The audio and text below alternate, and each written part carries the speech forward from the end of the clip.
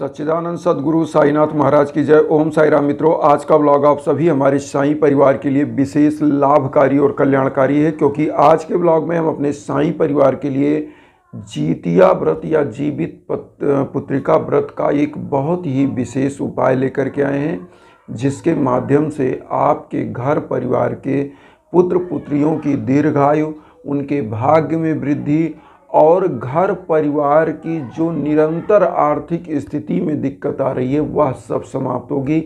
केवल जो माताएं बहनें जीवित पुत्रिका व्रत है उसमें इस उपाय को कर लेना है। उपाय कोई अलग से नहीं करना है, बहुत ही इजी उपाय है और बहुत ही आसान उपाय है। यह व्रत जो है माताएं बहनें रखती हैं और माताएं बहनों के लिए ही यह उपाय करना श्रेयकर माना जाता है, क्योंकि इस उपाय को घर की गृहिणी जो साक्षात लक्ष्मी का रूप होती है वह अगर करती है तो घर परिवार धन धान्य से परिपूर्ण होता है, घर परिवार की दुख दरिद्रता दूर होती है, पुत्रों और पुत्रियों की आयु दीर्घ होती है। तो आइए जानते हैं इस उपाय को कैसे करना है। और इस उपाय को बताने से पहले हम सबसे पहले आप लोगों से एक विनम्र निवेदन बार बार करते हैं कि अगर घर में कोई भी दिक्कत है, कोई भी बाधा आ रही है, तो आपको करना क्या चाहिए। हवन एक ऐसी विधा होती है जो आपके नाम पर, आपके गोत्र पर संकल्प रह करके आप ऑल ओवर वर्ल्ड में कहीं हो, जिस प्रकार से सूर्य की रश्मियाँ आप तक, किरणें आप तक पहुँचती हैं, उसी प्रकार से हवन की ऊर्जा आप तक पहुँचती है। जिस प्रकार से शिरडी में बाबा की धुनी प्रज्वलित है और लाखों लाख भक्तों का कल्याण करती है, और उसी ऊदी को हम मस्तक पर लगाते हैं। तो इसीलिए हम जो उपाय करते हैं वो बाबा के बताए गए और वैदिक उपायों में से एक उपाय है। तो कभी भी अगर आपके घर में किसी भी प्रकार की बाधा हो, किसी भी प्रकार की दिक्कत हो, कोई भी दाम्पत्य जीवन, बच्चे बच्चियों की शादी नहीं हो पा रही है, विलम्ब हो रहा है, या सफलताएं नहीं मिल पा रही किसी क्षेत्र में, बिजनेस में घाटा लग रहा है, तो ऐसे समय में यज्ञ याजन जरूर कराना चाहिए, क्योंकि यह उपाय का एक ऐसा रूप है जो वेदों में वर्णित है। यजुर्वेद आप तो जानते होंगे, 4 वेद हैं, ऋग्वेद, यजुर्वेद, सामवेद और अथर्ववेद। और यजुर्वेद पूरा का पूरा हवन और यज्ञ याजन के लिए ही समर्पित है। तो आप इन वैदिक हवन को करके निश्चित रूप से अपने घर परिवार की जो भी बाधाएं हैं, जो भी भीषण से भीषण बाधा वह समाप्त कर सकते हैं और घर परिवार निरंतर प्रगति की तरफ बढ़ेगा। तो आइए जानते हैं ये छोटे छोटे उपाय जो आपको ऊर्जा प्रदान करते हैं और आपका जीवन चमत्कारिक रूप से आगे बढ़ाते हैं, जो आप समय समय पर कर सकते हैं। तो जीवित पुत्रिका व्रत में सबसे पहले तो हम बता दें, यह 18 सितंबर को इसका व्रत रखा जाएगा।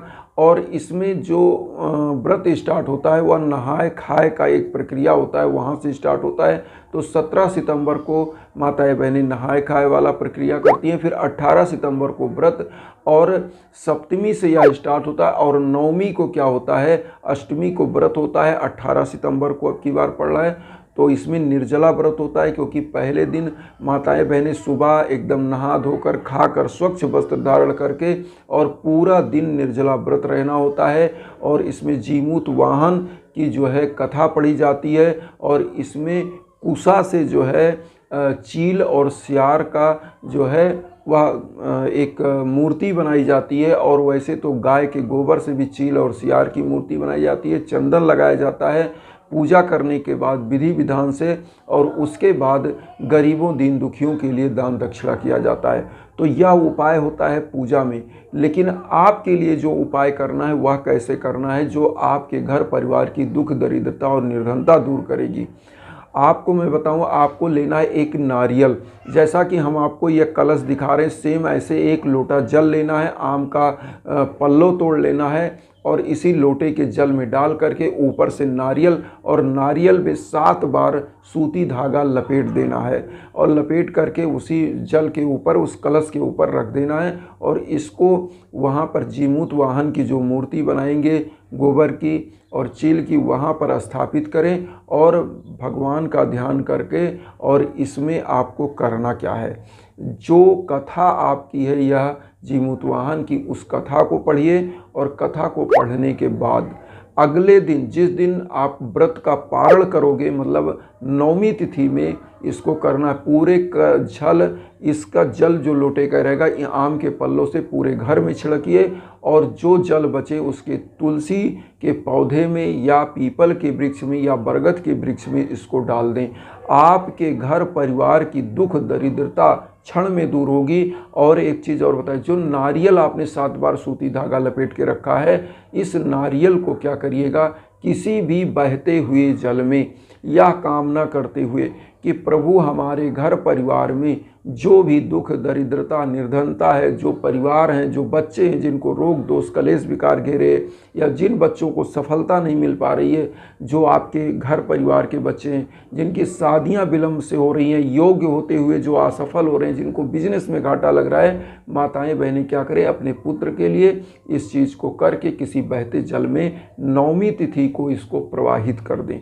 और प्रवाहित करने के बाद आप देखेंगे कि आपके घर परिवार की दुख दरिद्रता कैसे गायब होती है और धन लक्ष्मी का संसाधन आपके घर में अपने आप बढ़ेगा।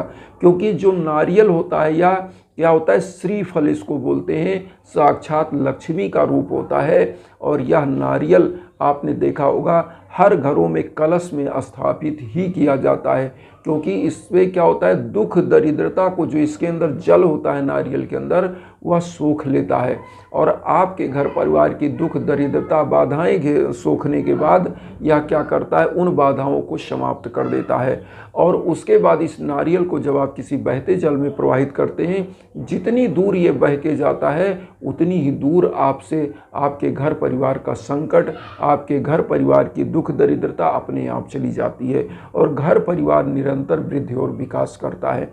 अब यहाँ पर एक बार हम फिर बता दें, अभी मैं बताऊं, एक हवन मैंने किया था अपने सभी बंधु बांधवों को बताऊं, इसमें एक हवन मैंने अमेरिका के जो हमारे बंधु बांधव हैं उनके लिए किया था और एक हवन हमारे उड़ीसा के रहने वाले एक बंधु बांधव हैं जिनके लिए हुआ था, जिनके यहाँ दोनों का सेम समस्या था। एक के यहाँ पुत्र नहीं हो रहा था और एक के यहाँ शादी भी विलंब हो रही थी उनके बच्चे की, और बच्चे को पुत्र भी नहीं हो रहा था, जो उनकी बहुत ही संतान नहीं हो रहा था लगभग 10 साल तक।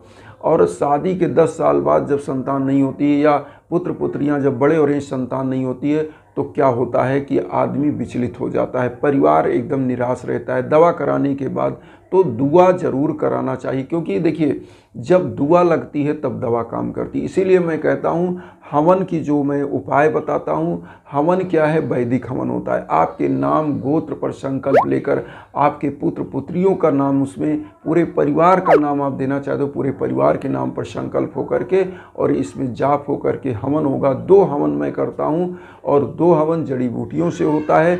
यह बहुत ही चमत्कारिक और दिव्य हवन होता है जिससे आपके घर परिवार की बाधाएं समाप्त होती हैं।